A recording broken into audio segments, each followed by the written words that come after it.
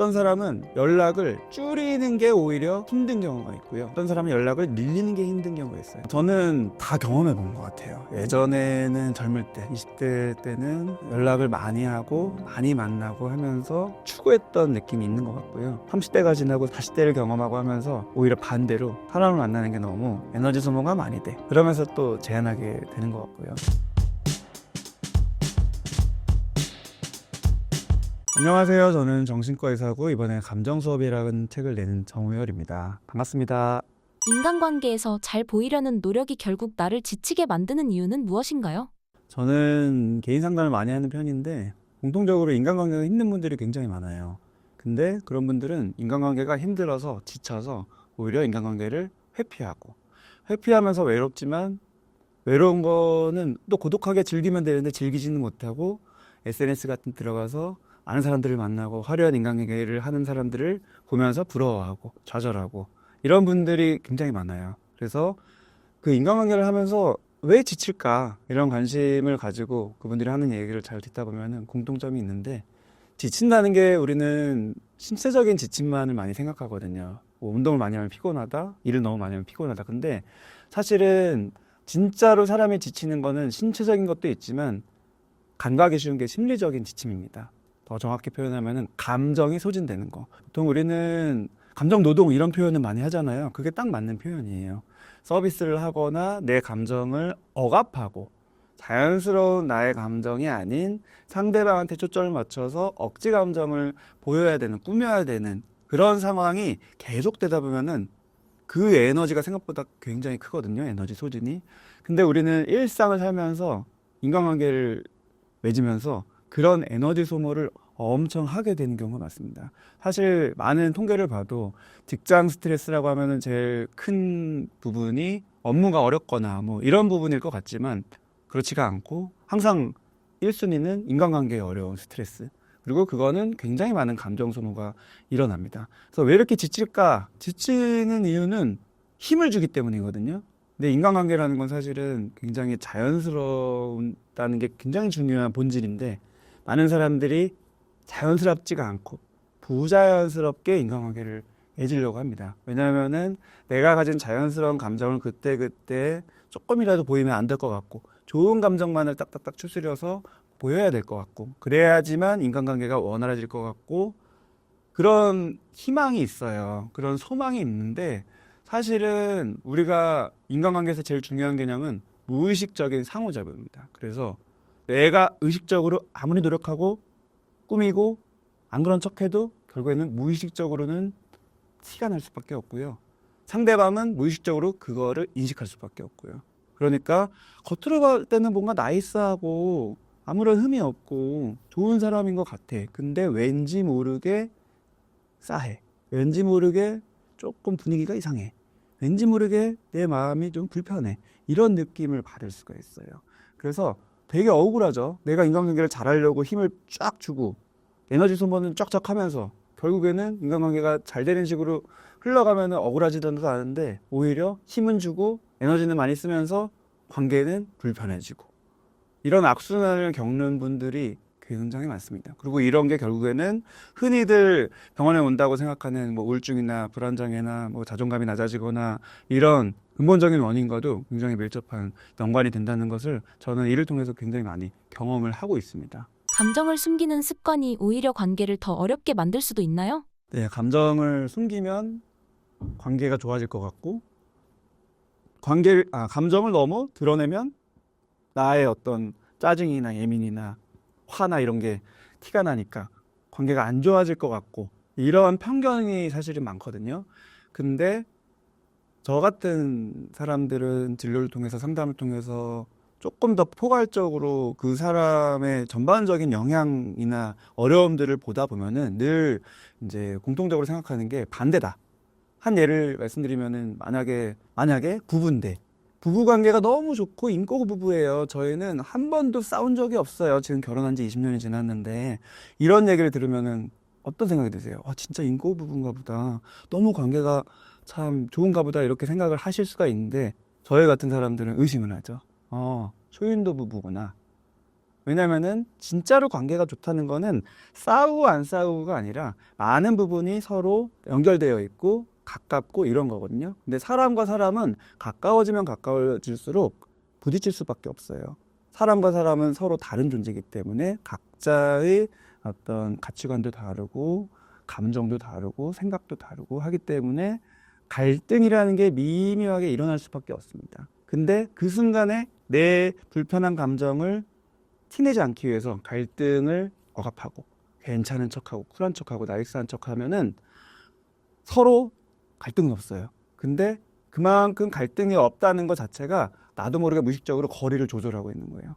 더 이상은 가깝게 더 가까워지면 나를 드러낼 수밖에 없어. 그러니까 이 선을 지켜야 돼. 이런 무의식이 있기 때문에 안 싸울 수는 있지만 그만큼 뭔가 깊은 관계가 되는 느낌은 또 덜 받을 수가 있습니다. 그래서 이런 분들이 이제 나이스하기 때문에 주변에 사람을 만날 수 있지만 깊은 관계, 정말 요즘 말로 찐친이라고 하는 관계는 내가 있나? 이런 좀 아쉬움이 있을 수도 있고 상대방 역시도 초면에는 되게 좋은 사람인 느낌에 확 호감이 갔는데 보통은 이제 시간이 지나면 지날수록 점점 관계가 깊어지고 많은 걸 공유하고 하는 거를 기대하고 그러면서 친해지는 거잖아요. 근데 처음에는 그랬는데 점점 그런 게 없는 느낌을 받아요. 그러니까 또 점점 일반적으로 맺어지는 그런 깊은 관계가 안 되죠. 이런 식으로 이어지면은 감정적으로는 큰 문제는 없지만 큰 스트레스는 없지만 사람의 본능을 두 가지로 좀 설명드리면 사람의 본능 한 가지는 독립의 욕구예요.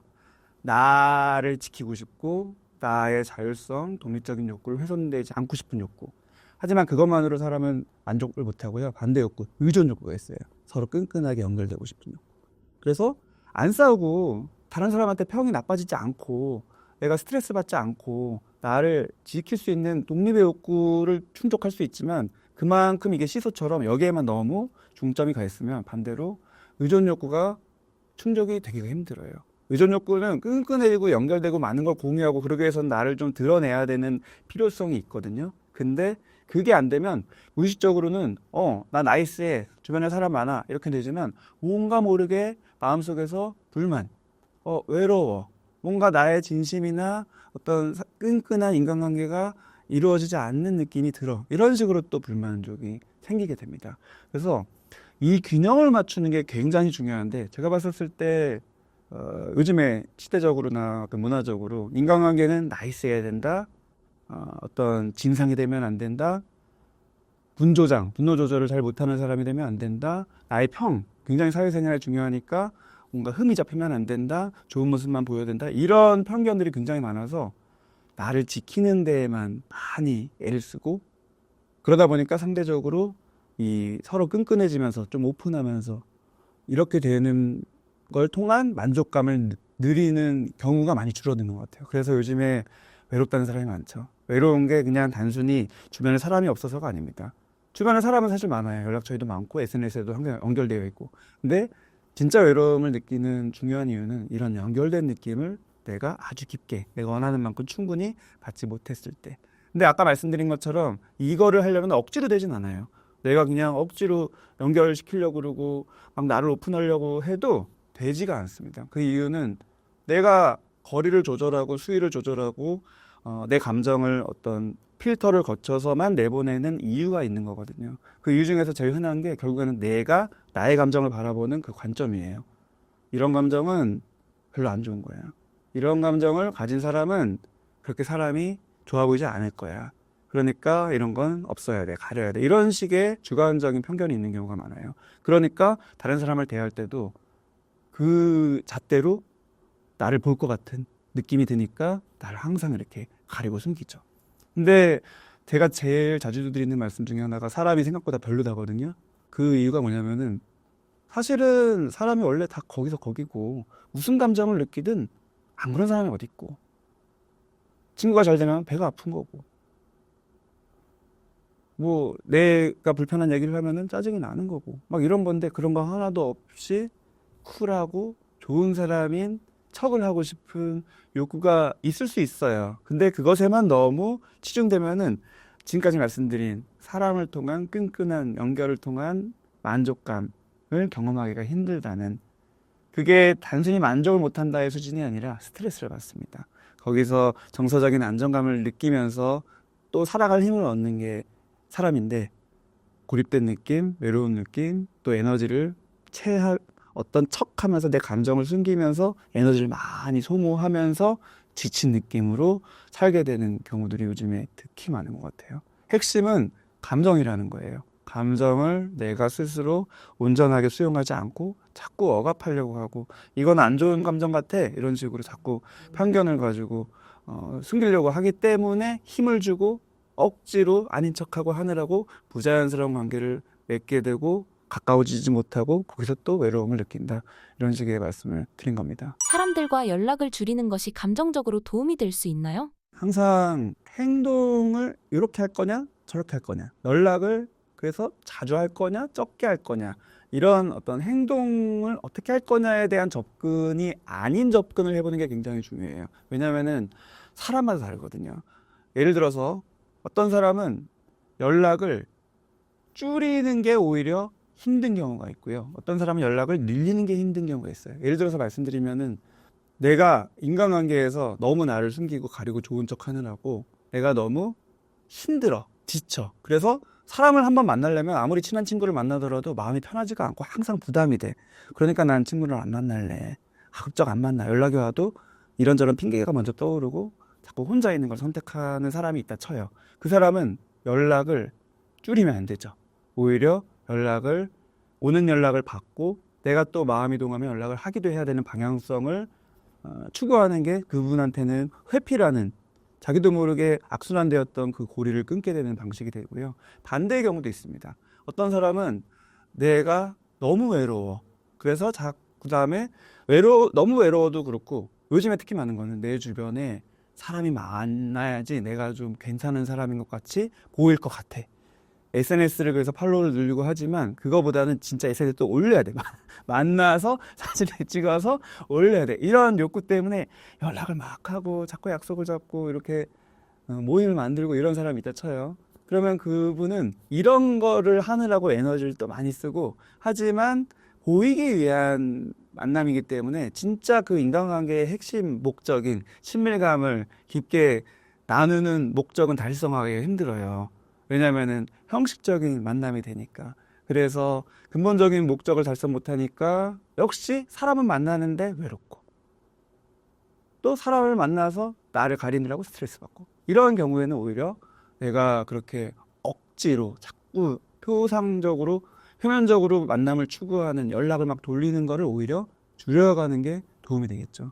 이런 식으로 사람마다 그 핵심이 뭐냐, 근본적인 감정이 뭐고 어떤 감정에 의해서 행동을 하느냐에 따라서 결국에는 대처법은 달라지는 것 같아요. 그래서 케이스마다 다 이런 분은 이러세요, 이런 분은 이러세요, 이런 얘기를 드리는 것보다는 핵심, 내 감정이 어떠냐에 집중을 해서 그것에 맞춰서 스스로 행동을 조절할 수 있게끔 안내해드리고 싶은 마음이 제가 항상 있고요. 그래서 제가 지금까지 유튜브도 많이 하고 책도 많이 썼지만 결국에는 감정이 핵심이고, 자기의 감정을 스스로 잘 이해할 수 있도록 돕는데 항상 포커스가 맞춰지더라고요. 그래서 이번에 책도 그 감정을 제대로 낱낱이 체계적으로 좀 설명을 드리고 싶어서 이런 책을 내게 되었습니다. 저는 다 경험해 본 것 같아요. 예전에는 젊을 때, 20대 때는 연락을 많이 하고 많이 만나고 하면서 뭔가를 추구했던 느낌이 있는 것 같고요. 30대가 지나고 40대를 경험하고 하면서 오히려 반대로 사람을 만나는 게 너무 피곤해. 에너지 소모가 많이 돼. 그러면서 또 제한하게 되는 것 같고요. 그래서 이쪽도 저쪽도 다 경험을 저도 하게 되면서 제 마음을 살펴보면은 아까 설명드린 그런, 제가 내담자들의 마음을 들으면서 이해하게 되었던 그런 흐름들을 저도 역시 사람이기 때문에 다 경험을 했구나, 이렇게 생각을 하게 되는 것 같습니다. 감정이 버거울 때 가장 먼저 해야 할 것은 무엇인가요? 많은 분들이 감정이 버거워지고 부담되면 그걸 해결하기 위해서 행동으로 역시 접근을 해요. 내가 지쳤으니까 인간관계를 하지 말까? 그거는 사실은 어떻게 보면 해결인 것 같기도 하지만 어떻게 보면 회피입니다. 내가 행동을 통해서 원천 봉쇄를 하는 거. 그거는 해결보다는 악순환이 되기가 쉬워요. 왜냐하면은 진짜 내가 지친 이유는 감정을 너무 억압해서 힘을 주고 거의 봉쇄하고 위에 뚜껑을 막고 있는 힘을 주기 때문에 내가 지치는 건데, 사람을 안 만나는 식으로 해결하려고 하면은 해결이 안 되는 이유가, 사람 안 만나면 아까 말씀드린 대로 근본적인 욕구 중에서 친밀감, 의존 욕구가 충족이 안 되기 때문에 역시 외로움이라는 감정이 찾아오거든요. 근데 이 감정 역시도 내가 해결을 못해.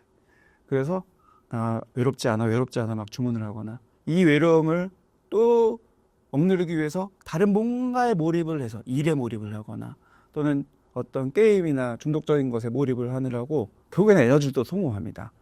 그래서 결국에는 지치는 게 이어질 수밖에 없고, 핵심은 근본적인 원인이 되는, 내가 감정을 자연스럽게 받아들이지 않고 자꾸 억지로 힘을 줘서 억압하려고 했다라는 부분들을 제대로 이해하고, 그 부분을 조금 이렇게 자연스럽게 하고 힘을 좀 빼고 하는 게 굉장히 중요한데, 그거는 그렇구나, 그렇게 해봐야겠다라고 해서 되는 거는 또 아쉽게도 아닙니다.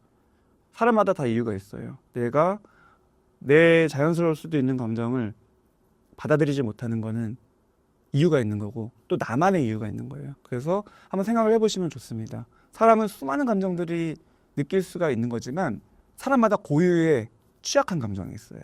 어떤 사람은 외로움을 느끼기 싫어하고, 내가 느끼기만 싫어하는 게 아니라 외로움을 느끼고 있는 나를 티내는 걸 싫어하고, 또 어떤 사람은 뭔가 위축되고 주눅 들고 창피하고 수치스럽고 이런 감정을 역시 인식하거나 티내기 싫어하는 사람도 있고, 어떤 사람은 불안함을 티내기 싫어하는 사람도 있고, 어떤 사람은 속에 있는 화 이런 거를 티내기 싫어하는 사람도 있고, 티내기 싫어한다는 거는 결과고요. 원인은 내가 그 감정을 제대로 수용하지를 못한다는 거고, 그거 역시도 다 이유가 있습니다.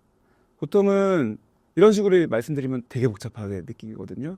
근데 복잡해, 몰라, 그래서 어떻게 하라고 지금까지 아마 보신 분들은 그걸 좀 궁금해하실 텐데, 어떻게 하라고 라고 제가 말씀을 드려도 그대로 못해요. 왜냐하면 감정이 나를 붙들고 있기 때문에. 그래서 핵심은 감정에 포커스를 두고 내가 어떤 감정에 붙들려 있나를 보셔야 돼요. 근데 사람마다 내가 취약한, 내가 바라보기 싫고 내 안에 있다라고 인정하기 싫은 감정이 있습니다. 그 감정이 뭔지를 잘 이제 헤아려 보셔야 되고요. 근데 그런 취약한 감정을 발견할 수 있는 절호의 찬스가 바로 인간관계에서 어려울 때예요. 내가 왜 어려운가는 사람마다 달라요. 내가 사람을 만날 때 나의 어떤 감정을 숨기기 위해서 힘을 주느라고 지친다가 달라요. 내가 이런 감정이 많은 사람인지, 우울하고 불안함이 많다라고 내가 자꾸 생각되는데 그거를 티내면 안 될 것 같아서 꼭꼭 숨기고 긍정적인 척하고 또는 활발한 척하고 이러느라고 힘든 사람도 있고요. 내가 반대로 나는 사실 그렇게 묵직하고 무게감 있는 사람이 아니라 굉장히 가볍고 이런 사람인데, 내 직업상 또는 주변 사람들이 나를 볼 때 그렇게 가볍게 보면 안 될 것 같은 느낌 때문에 묵직한 느낌을 항상 진중하고 말도 항상 느리고 차분하고 이런 거를 추구해야 될 것만 같은 느낌을 가지는 사람이 있어요. 그런 분은 내 안에 있는 또 어떤 가볍거나 굉장히 활발하거나 이런 부분들을 억압하는 겁니다. 그래서 사람마다 그런 영역들이 다 있다라는 힌트를 가지고 내 감정을 한번 살펴보시는 것부터 하는 게 굉장히 중요한 시작점이 된다는 얘기를 꼭 강조드리고 싶어요. 좋은 사람처럼 보이지만 조심해야 할 사람들의 특징은 무엇인가요? 많은 사람들이 일컫는 호구라고 하시는 분들, 비하하는 게 아니라 관계에서 굉장히 상처받고 착취받고 착취당하고 이용당해서 힘들어지는 분들의 공통점을 또 살펴보게 되면요, 환상이 있어요. 어떤 환상이냐면은, 지금까지 내가 주변에서는 좋은 사람이 없었어. 맨날 그래서 당했어. 지나고 나면 나쁜 사람이었어. 하지만 지금까지 나의 모든 그런 고충과 고통을 한 방에 해소할 만한 위인이, 좋은 사람이 내한테 나타날 거야. 옛날 동화로 말하면 백마탄 원장님이 나타날 거야. 이런 느낌을 가지고 있는 경우가 많습니다. 근데 사람이라는 게 다 거기서 거기거든요. 그래서 진짜 좋은 사람도 사실 별로 없고 진짜 나쁜 사람도 그렇게 많지 않아요. 근데 내가 지금까지 살면서 진짜 나쁜 사람들을 많이 경험했다 치면은 의심을 해봐야 돼요. 내가 오히려 진짜 나쁜 사람들의 표적이 되진 않았나. 근데 진짜 나쁜 사람들은 어떤 냄새를 잘 맡냐면은 저 사람이 진짜 좋은 사람을 찾고 있어. 이런 냄새를 많이 맡아요. 그래서 내가 그런 코스프레를 하면 저 사람은 간이고 쓸개고 다 빼줄 거야 라는 그런 기대를 합니다. 그래서 그런 좋은 사람 코스프레를 하면서 굉장히 빠르게 접근해요. 좋은 사람처럼 보이는 것 자체에 집중을 하시면 안 되고요. 속도에 집중을 하셔야 돼요. 저 사람이 나한테 얼마나 빨리 다가오느냐. 근데 나쁜 사람의 공통점은 빨리 다가와요. 엄청 빨리. 좋은 사람 코스프레를 하면서 엄청 빨리 이 관계를 급진적으로 연결을 지어버립니다. 그래서 초반에 보통 우리가 단계들이 있어요. 인간관계를 맺으면은 우연히 뭐 만났다 치면은 그냥 우선 연락처 교환하고 담아뒀다가 생각나면은 연락을 해볼 수도 있고 그 다음에 기회가 되면은 그렇게 연락하다가 만나볼 수도 있고 이런 식으로 처음에 관계가 점점 깊어지는데 시간이 좀 걸려요. 그리고 이것도 사람마다 달라요. 근데 나쁜 사람의 공통점 이 관계에 그런 게 없어요. 엄청 빨리 접근합니다. 예를 들어서 오늘 만났다. 그래서 뭐 이런 식으로 좋은 사람 코스프레를 했다. 상대방이 나를 좋은 사람으로 여기는 것 같아. 이 느낌이 들면은 그 다음에 바로 또 연락합니다. 그거 되게 챙겨주고 선물도 주고 초면부터 선물 주기도 하고 그다음에 그 사람의 실질적인 도움 내가 시간을 내서 도와줄 수도 있는 걸 수도 있고 아니면 어떤 비용을 들여서 도와줄 수도 있는 거고 나의 지인을 통해서 인맥을 통해서 도와줄 수 있는 거고 이런 식으로 그 사람의 필요를 채워주고 그러면은 그 사람 입장에서는 우와 이런 사람이 이렇게 착하고 좋고 남을 위해서 돕고 이런 사람이 드디어 나타났구나 이런 마음으로 이 사람에 대한 호감이 확 올라가면서 그 사람도 역시 급진적으로 자기를 오픈해요. 근데 이것도 굉장히 중요한 함정입니다. 나를 오픈하는 게 주로 나의 연약함을 오픈하거든요. 근데 연약함은 당연히 사람 관계가 깊어질수록 오픈할 수밖에 없고 하는 게 관계가 깊어져요. 왜냐하면 경계가 풀리거든요. 아, 저 사람도 그렇게 완벽하지 않구나. 이게 굉장히 상대방에게 안심을 주기 때문에 관계가 깊어지는데 필수적이지만 문제는 뭐냐면은 아까 말씀드린 속도예요. 처음 만났는데 갑자기 확 다가와. 근데 난 그게 너무 좋아. 그러니까 나의 연약함도 오픈하고 싶어요. 왜냐하면 아까 말씀드린 의존 욕구를 충족하고 싶어서 저 사람은 나의 이런 연약함까지도 다 받아줄 거고 나의 이런 상처들도 다 받아줄 거야. 그런 기대를 가지고 또 오픈하고 그러면 그 사람 입장에서는 옳거니 올 것이 왔구나. 덥석 무일죠. 그래서 더 잘 들어주고 이런 식으로 하면은 쫙 가까워져요. 그러면 그 다음에는 나의 약함이나 연약함이 어떻게 될까요? 예전에는 이런 말이 있었죠. 슬픔은 나누면 반이 되고 기쁨은 나누면 배가 되고. 근데 요즘에는 그거를 이제 역으로 이제 엔소적으로 사람들이 많이 얘기를 하더라고요. 슬픔은 나누면 뒷담화가 된다. 슬픔을 나누면 내 약점이 된다. 근데 그 나쁜 사람들은 바로 그걸 합니다. 그래서 처음에 쫙 가까워져서 나의 연약함을 쫙 모은 다음에 그 약점을 나한테 잡아서 이제 진짜 자기의 목적, 나쁜 사람들의 목적은 뭘까요? 인간관계를 그냥 맺지 않습니다. 인간관계를 맺는 목적이 그냥 친해지기 위해서 어떤 친밀감을 경험하기 위해서가 아니라 등쳐먹기 위해서입니다. 착취하기 위해서. 그래서 근본적인 목적, 그 사람을 착취하고 이용하기 위한 목적으로 활용을 해요. 저 사람의 약점을.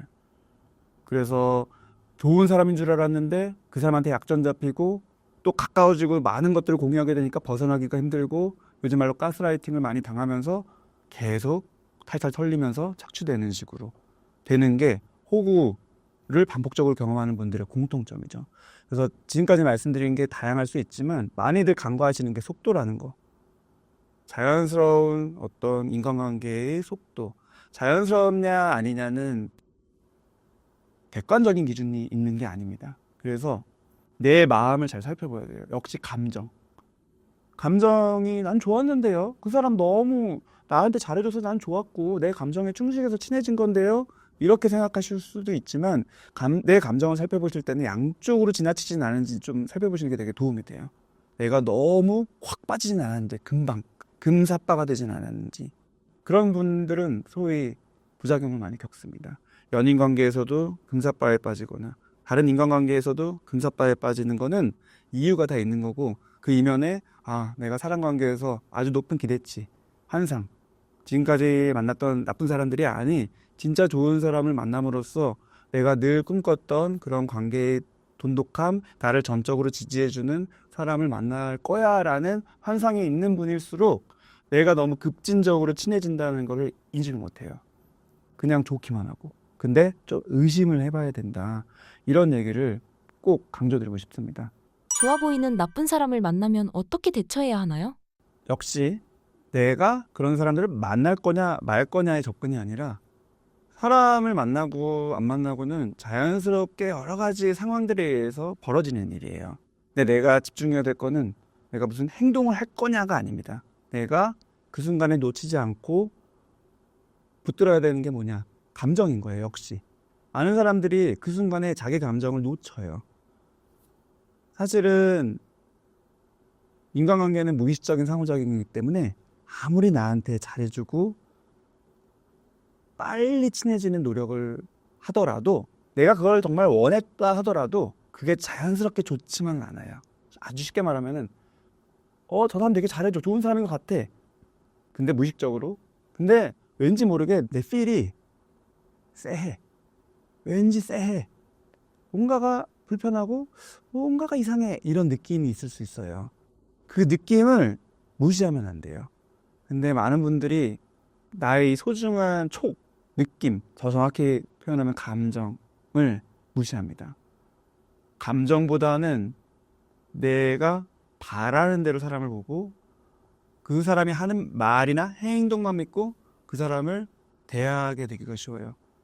내 감정에 집중을 하다가는 왠지 모르게 좋은 사람인데 놓칠 것 같기도 하고, 내가 괜히 예민해가지고 불편함을 느끼는 것 같기도 하고, 이런 식으로 자기 감정에 대한 확신을 안 갖고 내가 감정을 느끼는 거는 2순위야. 그거는 그렇게 믿을 만한 게 안 돼. 라고 생각을 하게 될수록 관계에서 어려움이 겪어지고 나쁜 사람들한테 당하게 되기가 쉽습니다.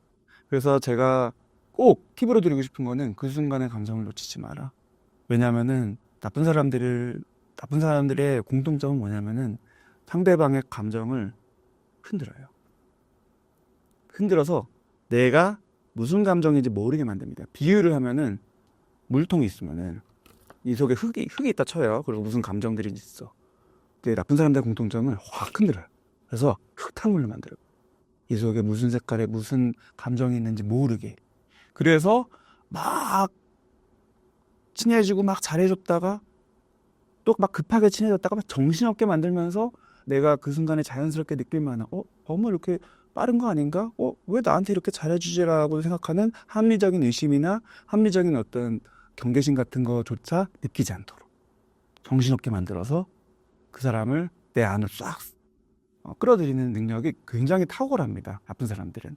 그렇기 때문에 내가 거기서 뭘 어떻게 해야 될까 중에서 제일 중요한 거는 내 감정을 흔들리더라도 계속 보고 있어야 돼요. 상대방은 내 감정에 집중하는 거를 또 막거든요. 나쁜 사람일수록. 뭔가 이렇게 막 요구를 해. 그래서 내일 또 만날까요? 다음에 또 만날까요? 점점 만나다가 이제 또 점점 수위를 높여서 무리한 요구를 하고 또 돈을 빌려달라 그럴 수도 있고, 내 가진 어떤 시간과 에너지나 이런 것들을 제공하라고 할 수도 있고, 연인인 경우에는 성적으로 또 접근할 수도 있고. 근데 많은 사람들이 내 감정에 집중을 안 하면 어떻게 되냐면은 그 사람의 요구에 나도 모르게 하나 둘 이제 빠져들어가요. 거절을 못하고. 그러면 거절을 못해서다라고 행동으로 생각하시는 게 아니라, 그 순간에 내가 분명히 불편했을 텐데, 분명히 내가 좀 짜증 났을 텐데, 좀 경계심이 들었을 텐데, 의심이 들었을 텐데, 이거를 내가 바라보지 않았던 거거든요. 그래서 나중에 이제 힘들어진 다음에, 고생한 다음에, 운 좋게 이제 그 사람으로부터 멀어지고 나서 후회를 하죠. 그때 내가 그 느낌을 무시하지 말았었어야 되는데, 집에 와서 이불킥을 하기도 하고. 결국에는 내가 느끼는 감정은 100% 내 입장에서는 그럴만하다라는 확신을 가지고 바라보셔야 됩니다.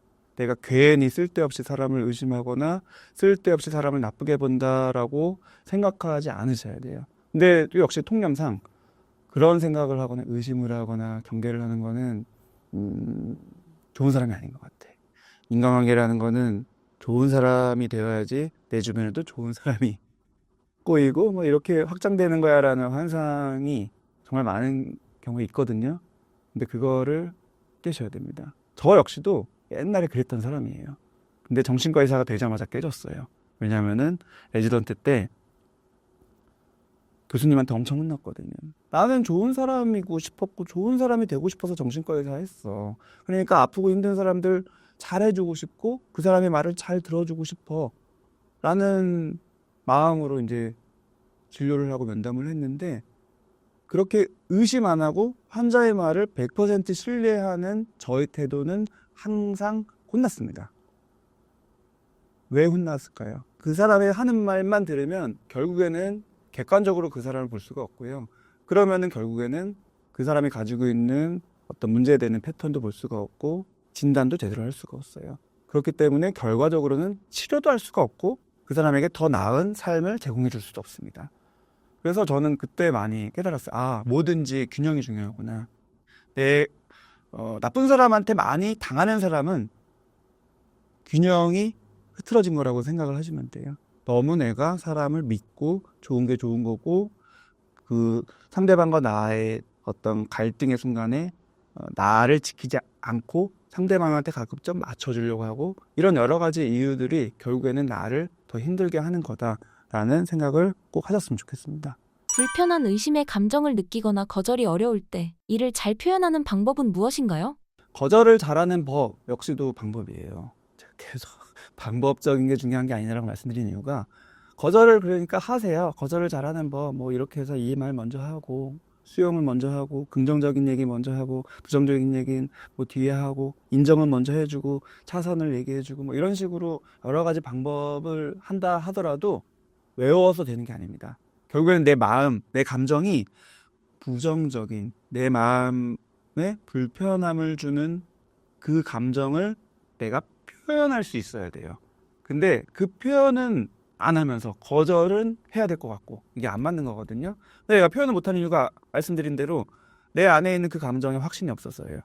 이거 거절하는 건 너무 내가 좀 생각 아닌가? 너무 이렇게 그릇이 작은 거 아닌가? 또는 인간관계에서 너무 나를 나쁘게 보진 않을까? 또는 평이 나빠지진 않을까? 여러 가지로 재는 게 많아서 제일 중요한 내 감정이 어떤지, 이걸 내가 받아들일 만한지 아니면 받아들이기 싫은지, 아주 간단히 말하면 좋은지 싫은지, 이것부터 내가 확신을 가져야 돼요. 싫어라는 만약에 감정이 나한테 인식이 된다 하면은 그것에 대한 확신이 있을수록 거절은 더 편안하게 됩니다. 우리가 외운 대로 단호하지만 부드러운 태도로 거절을 자연스럽게 할 수가 있고요. 이거 내가 거절을 하는 게 맞는지 아닌지 모르겠어. 내 감정이 내 확신이 없는 상태에서 그냥 외워가지고 거절을 한다 쳐요. 그러면은 말에 힘이 들어가요. 나도 모르게 정색을 하거나 나도 모르게 목소리가 높아지거나 막 얼굴 빨개지거나 입술이 떨리거나 이런 식으로 불편함을 오히려 상대방한테 제공합니다. 그러니까 상대방은 거절만 당하는 게 아니라 감정이 또 나빠지는 식으로 악순환이 돼요. 그래서 무의식적인 상호작용인 거예요. 방법이 중요한 게 아니라 그 이면에 있는 내 감정에 대한 확신을 가져야 된다. 근데 확신은 그냥 확신을 가지자 해서 되는 게 아니라 늘 관심을 가져야지 그게 선명하게 보입니다. 그래서 인간관계에서 힘들든 나쁜 사람한테 너무 휘둘려서 힘들든 나한테 가장 이 문제를 해결하기 위해서 필요한 것은 바로 다름 아닌 나의 마음에 관심을 가지는 거. 그 순간, 갈등의 순간에만 관심을 가지는 거는 너무 힘들어요. 평상시에 관심을 가지는 게 습관이 돼야지 결정적인 순간에 관심을 가질 수가 있습니다. 축구선수, 손흥민 선수가 맨날 수백 번씩 프리킥 연습을 했다고 하죠. 그게 되니까 자동적으로 중요한 경기에서도 되는 거잖아요. 감정도 똑같아요. 어떤 중요한 순간에, 인간관계의 중요한 순간에 내가 내 감정을 인식하는 게 중요한 게 아니라 평상시에 일상에서 소소한 감정들을 내가 늘 나의 마음에 집중하면서 관찰하는 거를 습관으로 했었을 때 결정적인 중요한 순간에도 내 감정을 잃지 않고 그게 자연스러운 행동으로 이어지게 된다라고 말씀을 드리고 싶습니다. 무조건 긍정적인 태도가 오히려 감정을 더 힘들게 만들 수도 있나요? 감정의 중요한 특성 중에 하나가 자연스럽다입니다. 그 자연스럽다는 거는 바꿔 말하면 무조건은 없는 거예요. 근데 우리는 사회적인 편견상 긍정적인 감정이 좋은 거고, 긍정적인 게 많을수록 좋은 사람, 부정적인 게 많으면 안 좋은 사람, 이런 식의 편견이 있습니다. 그 편견을 가지고 내 마음을 바라보면 자연스러운 그때그때 내 감정을 인정을 못 해요. 그래서 부정적인 감정이 들만한 상황에서도 그거를 막 억압하고 괜찮아 쿨하게 스스로를 막 가스라이팅하고, 긍정적인 것만을 부각하고 한쪽으로 막 몰아세웁니다. 제가 비유를 드리면은 감정은 파도와 같다라고 설명을 드리곤 하는데요. 저도 이제 파도에서 서핑을 배우면서 느꼈고, 전문가인 서퍼들과의 대화를 통해서도 이게 감정이랑 파도가 똑같구나를 많이 느끼는데, 뭐냐면은 파도는 뭐예요? 자연이에요. 자연이 자연스럽습니다. 그러니까 파도의 방향과 높이와 뭐 바람의 속도나 불규칙적인 거는 어떤 사람도 예상할 수도 없고 또 바꿀 수도 없어요. 그리고 서핑을 잘하는 방법은 그 파도를 인정하고 그거를 타고 가는 겁니다. 근데 감정도 마찬가지예요. 감정도 파도와 같아서 어떤 감정이 나한테 일어날지는 내가 통제할 수가 없어요. 그리고 있는 그대로 받아들여야지 오히려 나를 통과해서 지나갑니다. 파도처럼. 근데 많은 사람들이 긍정적인 것만 내가 받아들이고 부정적인 거는 막으려고 하면은 부정적인 파도가 칠 때 내가 버티려고 하는 거예요. 막고. 아마 경험을 해보셨을 거예요. 해수욕장에 가서 파도가 치면 거기서 서 있으려고 하면은 약한 파도는 견딜 수 있지만 조금만 센 파도가 오면은 서 있으려고 할수록 오히려 휘청거리고 떠내려가고 빠질 수 있습니다. 오히려 파도에서 내가 안정적으로 나를 지키는 방법은 튜브를 타거나 배를 타거나 서핑을 해서 자연스럽게 파도를 뛰어넘는 거예요. 흐름을 타는 거죠. 감정도 마찬가지입니다. 참 아이러니하게 억압하면 억압할수록 그 안에서 에너지가 커지고 그 큰 에너지로 나를 공격하고요. 자연스럽게 그래 맞구나 라고 두면은 또 나를 훑고 지나갑니다. 긍정적이든 부정적이든 그런 방식으로 내 감정을 대하는 사람은 감정이 안정적이고 편안하고요. 한쪽만을 추구하면서 몰고 가는 사람은 그 한쪽이라는 게 긍정적일지라도 부자연스러울 수밖에 없어요. 힘이 많이 들어가고 그렇기 때문에 편안하지가 않고, 더더욱이 부정적인 거는 내가 웬만한 거 내가 컨트롤할 수 있는 것들은 억압하고 외면할 수 있었지만 진짜 삶에서 힘든 순간이 찾아와서 부정적인 감정이 막 몰아치는 순간에는 내가 이걸 다룰 수가 없어요. 그전에는 외면하고 억압하느라고 내가 대한 적이 없거든요. 어떻게 해야 될지 모르겠어. 근데 그러다가 집채만한 부정적인 감정이 막 나한테 파도처럼 몰려오면은 그거는 그냥 거기에 휩쓸려 가는 겁니다. 그래서 제가 참 자주 보는 케이스는 뭐냐면은 우리가 흔히 우울증이든 불안장애든 경험하면서 굉장히 큰 공포나 어떤 부정적인 생각이나 감정에 압도되는 사람들을 본다 치면은 아는 사람들이 예상했을 때 원래 저 사람 맨날 부정적인 생각만 하더니 그렇게 부정의 끝을 달리는구나, 이렇게 오해하기가 쉬워요. 근데 전문가인 제 입장에서 많이 경험하는 거는 반대입니다. 오히려 긍정만을 추구했던 사람이 더 이상 내가 부정을 억압할 수 없는 상황, 한계에 차오르거나 아니면 상황적으로 내 감정이, 부정적인 감정이 너무 클 때는 오히려 부정적인 감정을 평상시에 받아들이고 인식했던 사람보다도 더 큰 코가 다쳐요. 그래서 거기에 휩쓸려가고 내가 컨트롤을 못하고 부정적인 생각과 감정이 드는 대로 행동을 하는 식으로 악순환이 되고 그런 식의 파탄을 경험하게 되는 거를 많이 보게 돼요. 그래서 좋은 게 좋은 거다라는 말을 저는 제일 싫어합니다. 좋은 게 좋은 게 아니라 내 마음에 있는 그대로가 좋은 겁니다.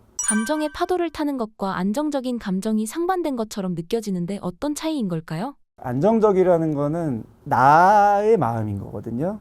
굳이 비유를 하면은 파도 가운데 놓여 있는 사람이에요. 근데 내가 파도를 탄다는 거는 파도에 의해서 어느 정도 움직여 줘야지 나라는 사람 자체는 파도에 휩쓸리지 않아요. 대나무의 비유와 똑같습니다. 대나무는 바람에 안 꺾이죠. 그 이유가 안 흔들려서가 아니에요. 바람을 타기 때문에. 센 바람이 오면 많이 휘청거리기 때문에 안 꺾이고, 그게 안정적인 거고요. 오히려 올곧은 나무는 큰 바람이 불면은 부러져 버리죠. 이거랑 똑같습니다.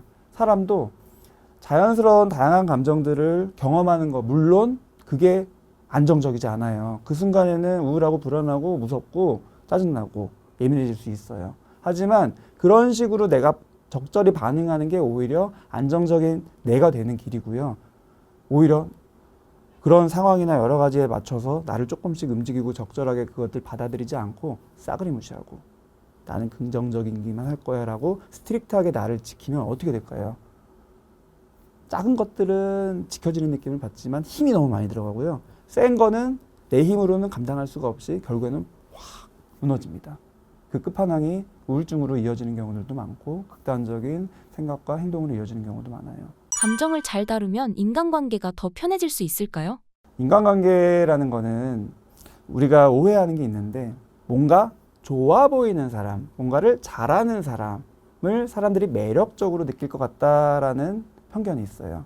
물론 초면에는 어느 정도 그런 게 있을 수도 있죠. 외모나 어떤 사회적인 스킬. 하지만 인간관계라는 거는 한 번만 만나는 게 인간관계가 아니라 지속적으로 계속 만나보면서 그 사람에 대해서 경험하게 되는 거잖아요. 근데 그때 제일 중요한 거, 가장 중요한 매력 포인트는 뭐냐면은 자연스러움입니다. 한번 생각해 보세요. 내가 오랫동안 봤는데 저 사람이 괜찮은 것 같아. 그리고 그 사람 관계가 지속되는 그 사람을 봤을 때 가장 먼저 떠오르는 거는 바로 그 사람은 자연스러워해요. 그 사람은 엄청나게 대단해. 엄청 좋아. 이런 게 아니라 그냥 자연스러워. 왜냐면은 자연스러움이라는 거는 상대방에게 굉장한 안정감을 주거든요. 그렇기 때문에 편안하게 관계를 유지하고 맺을 수 있도록 연결을 시켜줘요. 그래서 우리가 항상 인간관계, 뭐 사회생활도 인간관계라는 것 자체가 나의 어떤 스펙처럼 여겨지는 시대지만 잘 살펴보면은 인간관계의 핵심은 스펙이 아닙니다.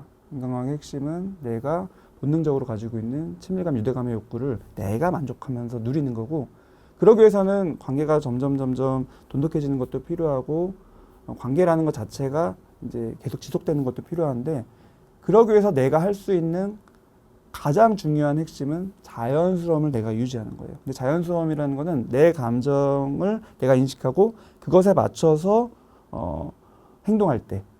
그렇다고 해서 이런 얘기를 드리면 많은 사람들이 그러면은 너무 이상한 사람이 되지 않을까? 자기 감정만 알고 감정대로 행동하는 사람은 이상해지고, 그렇게 이상해지는 사람, 이기적인 사람, 자기만 아는 사람을 사람들이 좋아할까? 라는 오해를 하거든요. 근데 그렇지가 않아요. 자기 감정에 충실한 사람은 절대로 다른 사람의 감정을 무시하지 않습니다. 왜냐하면 똑같이 중요한 거거든요. 나의 감정이 중요한 사람은 남의 감정도 중요하기 때문에 남한테 피해를 주거나 강요하거나 통제하려고 하지 않고 나의 감정이 중요한 만큼 다른 사람도 존중하게 되는 상호작용을 하게 되고요. 나의 감정을 인식하지 않고 남한테 맞춰서 좋은 척을 하려는 사람은 내 감정에도 진솔하기가 힘들기 때문에 내 감정의 중요성을 모르기 때문에 상대방의 감정도 오히려 존중해 주는 게 없어요. 겉모습만 보면은 나보다는 남을 위하는 것처럼 여기지만 그 핵심은 결국에는 내가 좋은 사람인 척 하려는 거기 때문에 그 사람의 감정 자체를 존중하는 마음은 없어집니다. 참 아이러니해요. 그래서 나를 먼저 중요시 여기고 더 정확히 말하면은 나의 감정을 소중히 여기는 그 마음은 그대로 다른 사람의 마음을 소중히 여기는 상호 존중이 되기 때문에 인간관계가 더욱더 성장하게 된다라고 말씀을 드리고 싶습니다. 진짜 내 편과 가짜 내 편을 구별하는 가장 쉬운 방법은 무엇인가요? 역시 내 감정입니다. 그 구분을 뭐 그 사람이 하는 행동 이거는 내 편이고 저거는 남의 편이고가 아니라 순간에 내 감정이 어떠냐인데 뭘 보셔야 되냐면은 내 감정이 저 사람이 나를 지지해주는 감정이 느껴지는가. 어떤 사람은 나는 진짜 너 편이야. 너 편이니까 하는 얘기야. 하면서 말을 하는데 말을 잘 들어보면은 조언인 것 같은데 그 조언이 진짜로 나를 위한 조언이라기보다는 자기 이득으로 가져가는 것 같아. 또는 자기 말을 내가 듣는지 안 듣는지를 또 나중에 확인하고 자기 말을 들었을 때 자기가 우월감을 느끼려고 그러는 것 같아. 이런 느낌들이 다 있어요. 결국 그런 거는 나를 지지해주는 측면보다는 자기의 만족을 위한 거죠. 나를 지지해주는 관계는 뭐냐면은 나를 있는 그대로 존중하고 나를 존중한다는 거는 나의 생각과 나의 감정, 내 마음, 나의 하나의 인격체로서의 나를 그대로 인정하는 느낌을 내가 받을 때 그 사람이 내 편인 거예요. 그래서 내 편이냐 남의 편이냐는 그 사람이 난 너 편이야 이런 얘기로 판단하는 게 아니라 듣는 내가 중심이 되어서 저 사람과의 관계에서 내가 저 사람은 나를 지지해주는 나를 그대로 인정해주는 사람인가에 대한 느낌이 있냐 없냐로 보시면 제일 맞을 가능성이 큰 것 같아요. 불편한 사람과 함께 있을 때 감정적으로 지치는 이유는 무엇인가요? 불편한 사람과 함께 있으면은 내 감정은 불편합니다. 불편함은 역시 나한테 다양한 감정을 일으켜요. 더 정확히 말하면은 불편하다는 것 자체가 이미 내 안에 다양한 감정을 일으켰다라는 증거예요. 그 감정들이 사람마다 다 있을 텐데 보통은 이 감정을 받아들이질 않습니다. 불편함을 내가 받아들였다가는 이게 티가 날 것 같아. 표정이나 말에. 그러니까 오히려 꾹꾹 숨겨요. 그러면 역시 숨기느라고 가리느라고 에너지가 엄청 듭니다. 텐션이 막 걸리는 거죠. 그 상태에서는 내가 당연히 지치죠. 지치는 걸로 끝나는 게 아니에요. 지치면 오히려 내가 꾹꾹 눌렸던 그 감정이 뚜껑이 열리듯이 수도꼭지를 막았다가 손을 떼듯이 폭발해서 나와요. 그래서 제가 흔히 경험하는 이제 케이스가 뭐냐면은 우리 직장에 또는 내 친구 관계에 불편한 사람이 있어. 근데 이 불편함을 티를 내면 안 돼. 그래서 이런저런 불편함, 나한테 불편함을 주는 여러 가지 행동들이나 말들이나 그런 것들을 절대로 티를 안 내고 꾹꾹 참아요. 그러면 상대방 입장에서는 내가 불편한지 모르잖아요. 그러니까 나를 되게 좋게 봐요. 되게 사람이 유하고 잘 이렇게 스며들고 좋은 사람인 것 같아 라는 기대를 계속 합니다. 근데 나한테는 그게 계속 쌓이는 거예요. 쌓이다가 결국에는 뚜껑이 터져버려요. 그러면은 상대방한테 엉뚱하게 폭발을 해버리는 거예요. 상대방 입장에서는 이 사람 완전 내가 잘못 알았구나. 배신감을 느끼고 오히려 거기서부터 진짜 관계가 꼬입니다. 근데 오히려 이 관계가 자연스럽고 편안한 사람은 뭐냐면은 내가 불편하면 불편함을 그때그때 적절히 표현할 수 있는 사람이에요. 근데 표현은 역시 표현을 하고 마는 거 중요한 게 아니라 내가 먼저 그 불편함을 그 감정의 핵심을 받아들여야지 표현을 자연스럽게 할 수가 있어요. 힘을 줘서 안 하고 그냥 이거는 좀 죄송하지만 제가 조금 어려울 것 같아요. 이런 식으로. 이런 건 제가 조금 부담이 돼서요. 이런 식으로 말을 하는 기술이 중요한 게 아니라 내 안에 이거는 상대방이 내 기준을 넘어가는 거야. 경계가 사람마다 다 다른데 내 경계는 여기까지야. 근데 상대방은 넘으려고 그래. 내 상황에서 해줄 수 있는 게 이 정도인데 상대방은 이거를 해달라고 그래. 불편해. 이런 거를 그대로 인식해야지 제대로 표현을 할 수가 있습니다. 그러면 상대방 입장에서는 어떨까요? 처음에는 불편해요. 그리고 실망스러워요. 그리고 저 사람을 그렇게 막 좋게 보지는 않을 수 있어요. 하지만 관계라는 거는 한 방이 아니기 때문에 계속 쌓이다 보면은 저 사람은 믿음직해. 왜냐면은 나중에 엉뚱하게 뒤에서 호박씨까지 안 와. 괜찮은 척 했다가 나중에 배신 때리지 않아. 정말로 진솔하게 자기가 해줄 수 있는 것과 아닌 것, 자기 판단에 어떤지를 자연스럽게 표현하는 사람이야. 이런 식으로 신뢰가 쌓이게 되는 거죠. 그게 진짜 인간관계에서도 필요한 부분이고요. 비즈니스적인 부분에서도 신뢰라는 부분에 있어서 필요한 거고요. 근데 우리는 잘못 생각하죠. 신뢰라는 거는 좋은 이미지를 줘야지 신뢰가 되는 거예요. 아니죠. 진짜 신뢰는 있는 그대로를 자연스럽게 소통할 수 있는 부분이 신뢰의 감을 사람에게 제공해 주는 겁니다. 역시 신뢰 역시도 감정이라서. 억지로 척하는 것은 저 사람 좋아. 근데 왠지 내가 설명은 할 수가 없는데 느낌이 좀 쎄해. 왠지 느낌이 조금 믿어도 되나 의심스러워. 이런 식으로 나의 감정에 영향을 주게 마련이에요. 그게 제가 계속 눈이 강조드리는 무의식적인 상호작용이라는 겁니다. 내가 의식할 수는 없지만 느껴지는 거예요.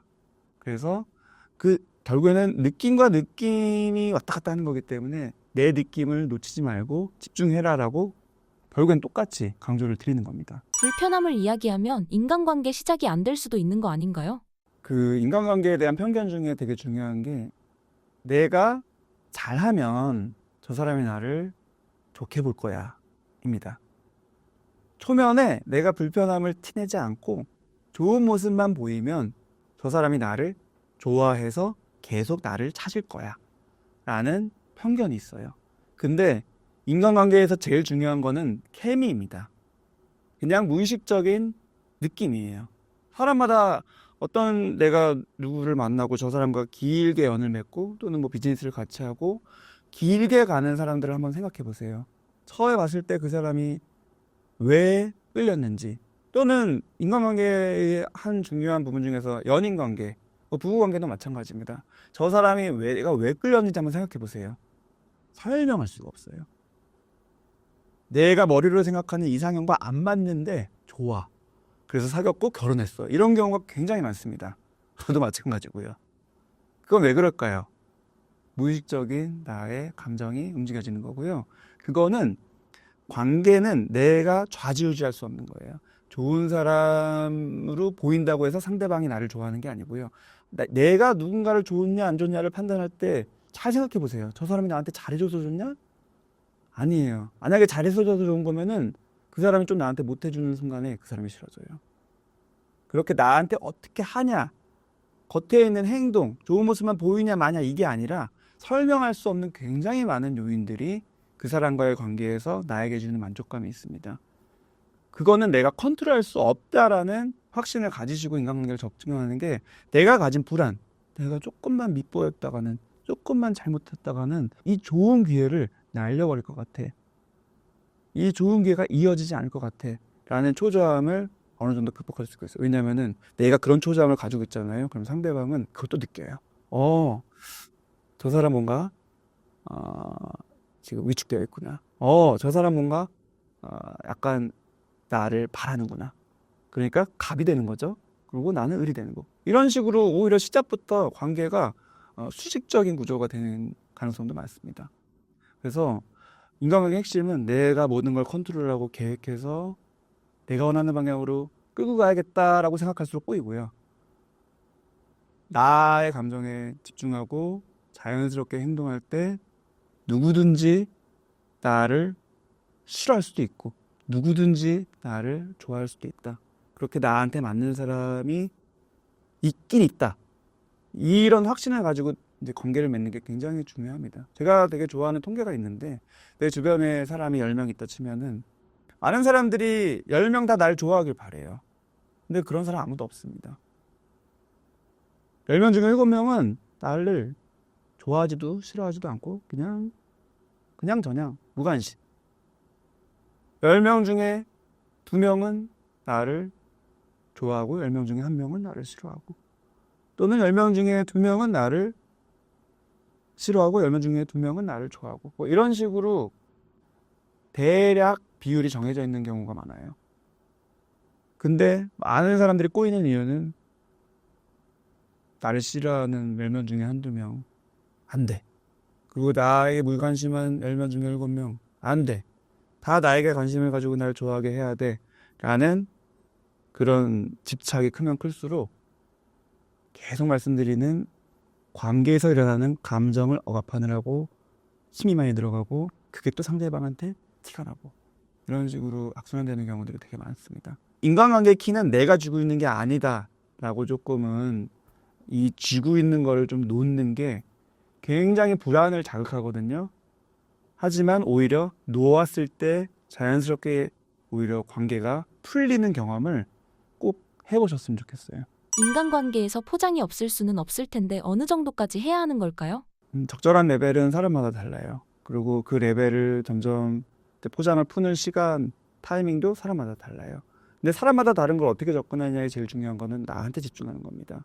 나는, 그러니까 제가 지금까지 말씀드린 게 관계에서 포장하지 말고 가면 쓰지 말라가 절대로 아니에요. 당연히 포장할 부분이 있고 숨길 부분이 있고 가릴 부분이 있습니다. 근데 아무리 포장하고 가리더라도 놓치지 않아야 되는 거는 내 본 감정이에요. 근데 많은 사람들이 본 감정에도 포장을 해버려요. 스스로. 내 마음속에서 포장을 해버려요. 내가 저 사람이 불편해. 좀 저 사람이 선을 넘은 것 같아서 내가 무시당한 것 같고 좀 싫어. 이런 느낌을 받았을 때 그 느낌 자체를 포장해버려요. 그거는 내가 마음이 열리지가 않아서요. 저 사람 좋은 사람이고 훌륭한 사람인데 내가 배가 부른 거야. 또는 내가 괜히 의심하는 거야. 이런 식으로 내 감정 자체를 속에서 억압해버리는 게 진짜 큰 문제입니다. 이거 자체는 포장할 필요가 없는 거예요. 있는 그대로 받아들이고 하지만 사회적 상황에서 나의 수위대로 관계의 수위대로 적절하게 포장은 할 필요가 있죠. 책에서 강조해 주시는 감정일기는 어떤 측면에서 도움이 되나요? 지금까지 말씀드린 내 감정에 집중하는 방법이 여러 가지가 있는데요. 딱 3가지로 저는 말씀드려요. 제일 좋은 거는 돈 들이고 시간 들여서 개인 상담하는 거고요. 근데 여건이 안 되는 분들이 많죠. 두 번째로 강조드리는 거는 내가 진짜 믿을 만한 나를 지지해주는 사람한테 막 털어놓는 거예요. 있는 그대로의 감정. 내가 무슨 말을 하고 내 감정을 표현하더라도 나에 대해서 실망하거나 너무 나를 나쁘게 보거나 그럴까봐 내가 불안하지 않을 만한 믿을 만한 사람, 편안한 사람이죠. 근데 아쉽게도 많은 경우에 1번도 없고 2번도 없고 이런 경우들이 많습니다. 그래서 차선책으로 3번째로 강조드리는 게 감정일기예요. 내가 그럴 만한 사람이 없을 때는 털어놓을 수가 없잖아요. 근데 그거를 털어놓는 거예요. 근데 그게 뭐야? 내 머릿속에서 이미 털어놓고 있는 거 아니야? 라고 생각할 수 있지만 머릿속에서 돌고 있는 거는요. 사실은 한쪽 방향으로 돕니다. 내가 뭔가 부정적인 감정을 느끼면 짜증을 느끼면 짜증만 반복. 짜증나 짜증나 짜증나 이런 식으로만 계속 돌고요. 근데 이거를 쓴다는 거는 무슨 의미가 있냐면 뭐 정리를 해가지고 이 짜증의 원인을 분석하고 이런 개념이 아니라 쓰는 것 자체가 실타래에서 실을 뽑듯이 내 마음속에 있는 다양한 복잡한 감정들을 쓰는 과정을 통해서 내 의식이 되는 거예요. 내가 의식할 수 있게 되는 거예요. 감정은 우선은 무의식적으로 굉장히 많은 부분들이 있기 때문에 의식으로 끄집어내야 되는데 그 방법이 누군가한테 털어놓는 게 제일 좋은 거지만 차선책으로 쓰는 거를 통해서 무의식에 있는 그런 복잡한 감정들을 내 의식으로 끄집어낼 수가 있는 겁니다. 그때 진솔한 감정들이 나오는 거거든요. 근데 많은 사람들이 감정일기 쓰면서 또 놀래요. 내가 이렇게 써봤더니 내 안에 있는 감정들은 너무 별로야. 훌륭하지가 않고 막 쓰레기 같아. 어떻게 저 사람을 보면서 그런 느낌을 가질 수가 있지? 그래도 저 사람이 나한테 해준 게 어떤데? 뭐 부모님에 대한 감정일 수도 있고 내 주변에 가까운 사람에 대한 감정일 수도 있고 이럴 경우가 있거든요. 그럴 때는 어떻게 해야 될까요? 그 감정 역시도 쓰는 겁니다. 아, 내가 이런 감정이 있지만 또 한편으로는 죄책감도 있구나. 미안함도 있구나. 또 좋은 사람이 되고 싶은 그런 소망도 있구나. 뭐 이런 식으로 쓰는 거예요. 그래서 내 안에 있는 다양한 것들을 내가 끄집어내서 인식하기 위한 수단으로 굉장히 훌륭한 게 감정일기고 실제로 치료 과정에서도 많이 이렇게 권하고요. 뭐 예전에 가시나무라는 노래가 있죠. 내 속에 내가 너무도 많아. 그게 핵심입니다. 감정의 핵심. 우리가 그냥 머릿속에만 있을 때는 하나만 있는 줄 알아요. 나 지금 화가 나. 화만 있는 줄 알아요. 근데 이면에 있는 것들을 잘 살펴보면 화라는 감정은 표면적이고 속에 굉장히 다양한 감정들이 있어요. 예를 들면 무시받는 것 같아서 수치심이 느껴져서 화가 나. 예를 들면 나만 혼자 따돌림 당하는 것 같아서 고립돼서 외로워서 화가 나. 또는 내가 이렇게 믿고 맡기던 그런 관계에 있는데 나를 배신한 것 같아서 배신감 때문에 화가 나. 그 다음에 내가 이렇게 노력해가지고 이걸 극복하고 싶었는데 막혀서 안 됐어. 좌절했어. 이 좌절감 때문에 화가 나. 근데 좌절을 아무리 극복하려고 계속 노력했는데 계속 실패해. 그러면은 아예 나는 이제 살 수가 없는 것 같은 무력감 때문에 화가 나. 이런 식으로 생각보다 많은 감정들이 있고요. 이 책에서는 이제 그 이면에 있는 감정들을 인식할 수 있도록 좀 돕는 내비게이션 역할을 해보려고 노력을 많이 했습니다. 인공지능과의 대화도 감정일기와 비슷한 효과가 있나요? 저는 안 해봤지만 최신 연구가 있어요. 제가 아는 교수님이 그런 채팅 앱 AI를 활용해서 불안 장애나 불안이 많아서 힘든 분들, 스트레스 받는 분들이 그 과정을 통해서 불안이 내려가는 그 근거를 연구를 통해서 이제 밝혀낸 게 있거든요. 앞으로 이 분야는 굉장히 확장될 것 같습니다. 왜냐하면 근본은 똑같거든요. 내가 챗GPT 믿을만 하냐? 모르겠지만 중요한 건 뭔지 아세요? 나를 판단하지 않고요. 중요한 건 뭐냐면 비밀이 지켜져. 아무도 몰라. 이게 새어나가질 않아요. 그 느낌이 굉장히 중요하기 때문에 1대1 상담도 제일 중요한 게 비밀 보장. 믿을 만한 친구라는 것도 제일 중요한 게 이 얘기를 딴 사람한테 안 하는 거. 감정일기라는 것도 제일 중요한 게 이 일기장을 딴 사람한테 들키면 안 돼요. 그래서 제일 중요한 거는 비밀 보장입니다. 일기장이면은 열쇠를 확실하게 잠글 수 있는 도구가 있어야 되고, 그래서 웹을 사용하거나 앱을 사용해서 비밀번호를 확실하게 걸든가, 그 과정이 나한테 안정감을 줘서 내 진솔한 감정을 표현할 수 있게 하는 수단이 됩니다.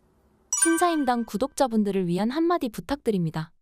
네, 다시 한번 강조드리고 싶은 거는 사람은 생각보다 별로다. 별로인 이유가 뭐냐면 사람은 별로인 감정을 많이 가지고 있었으니까. 하지만 감정을 외면할수록 악순환 되고 내 감정을 꼭 잘 관찰하면서 인식하셨으면 좋겠다. 모든 문제의 핵심은 감정이다 라는 얘기로 마무리 드리고 싶습니다.